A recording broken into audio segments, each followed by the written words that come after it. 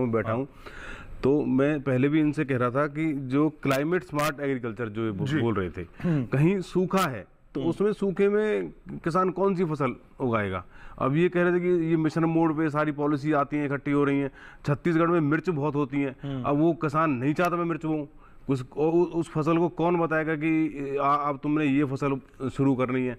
तो वेदर का फर्क रहता ही है। किसान जब मरता है तो केवल मौसम की मार से मरता है, उसको मौसम की जानकारी प्रॉपर रूप से मिलती रहे। और उसे ये इस पॉलिसी के अगेंस्ट बता रहा हूँ मैं, इस पॉलिसी में जो उन्होंने कर रखा है कि हम किसानों को वो सारी चीजें तकनीकें बताएंगे कि जिससे वो अपनी फसल इस मौसम में ये उगाए, या क्लाइमेट जो चेंज होगा तो उस क्लाइमेट चेंज के आधार पर उसको ये फसल बोनी चाहिए। उसके हिसाब से मैं सिंह साहब से मेरा लास्ट क्वेश्चन ये भी था कि क्लाइमेट चेंज जो पॉलिसी है और हैप्पी सीडर जो मशीन्स होती हैं उनका प्रभाव डायरेक्ट किसानों के खातों में जाएगा, या मिट्टी मिट्टी की जो क्षमता है, स्वस्थ मृदा है, वो कैसे उसको यूज कर पाएगा। उसके लिए केवीके का स्टाफ कह रहे हैं तो केवीके में स्टाफ होते नहीं। ठीक है सिंह साहब, आज 3 एंकर है आपके पास, ये मान के चलिएगा, तो तीनों एंकरों के जवाब आप ही को देना है।